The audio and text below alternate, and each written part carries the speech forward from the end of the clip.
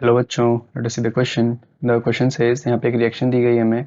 Zinc concentrate nitric acid के साथ react करके क्या देता है? जिंक आयन और NO2 nitrous oxide.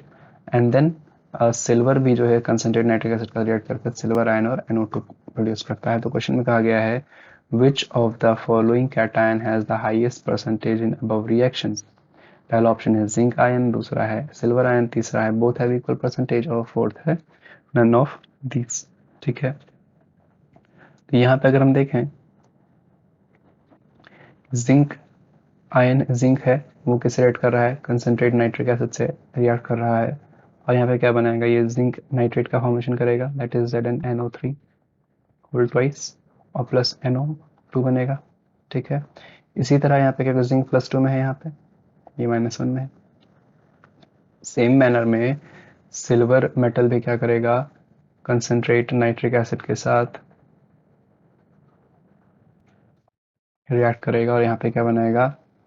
Silver nitrate is Ag2NO3,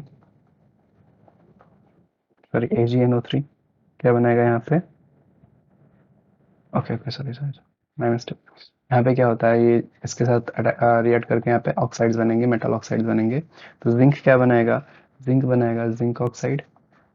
और सिल्वर क्या बनाएगा? Silver oxide, that is Ag2O। यहाँ पे NO2 गैस रिलीज हो जाएगी यहाँ पे। ठीक है, तो क्वेश्चन पूछा गया है कि किस आयन की कंसंट्रेशन किस कैटायन की परसेंटेज क्या होगी, हाईएस्ट होगी रिएक्शन में। तो अगर यहाँ पे हम देखें क्या कि ऑक्साइड का तो यहाँ पे चार्ज जो है -2 ऑक्सीजन स्टेट में ही है, जिंक यहाँ पे +2 में है और यहाँ पे सिल्वर +1 में है। तो यहाँ पे हम क्या देख रहे हैं कि एक ऑक्साइड आयन के साथ कंबाइन होने के लिए एक ही जिंक आयन चाहिए होता है, बट एक ऑक्साइड आयन के साथ कंबाइन करने के लिए 2 सिल्वर आयंस जरूरी होते हैं। ठीक है ना, 2 सिल्वर आयन जरूरी होते हैं। मतलब क्या, अगर हम यहाँ पे देखें कि नंबर ऑफ ऑक्साइड आयंस या इक्विवेलेंस ऑफ ऑक्साइड आयंस को फिक्स अगर हम कर दें, तो यहाँ पे क्या होगा कि हमारे पास जो हम बोलें कि मोल्स, अगर हम मोल्स के टर्म्स में बात करें, तो मोल्स ऑफ जो सिल्वर आयन होंगे, मोल्स ऑफ जो सिल्वर आयन होंगे जो रिक्वायर्ड होंगे,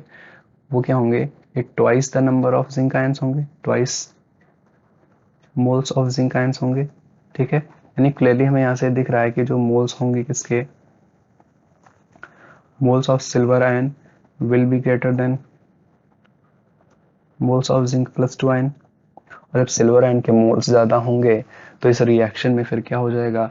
जो परसेंटेज रहेगी, परसेंटेज ऑफ सिल्वर आयन भी क्या होगी? वही ज़्यादा रहेगी then percentage of zinc +2 ion से। यानी कि यहाँ पे हम देख रहे हैं कि किसकी परसेंटेज ज़्यादा हो, किस कैटायन की परसेंटेज ज़्यादा होगी रिएक्शन में, वो होगी हमारी सिल्वर की, क्योंकि सिल्वर के 2 कैटायंस एक ऑक्साइड आयन के साथ कंबाइन होते हैं, वेयर एज जिंक का एक ही आयन जो है ऑक्साइड के एक आयन से कंबाइन हो रहा है। तो जिंक क्या कहते हैं, सिल्वर का जो है क्या होगा फिर, परसेंटेज ज़्यादा होगी, तो ऑप्शन बी हमारा क्या हो जाएगा? करेक्ट हो जाएगा। I hope you understood. Best of luck.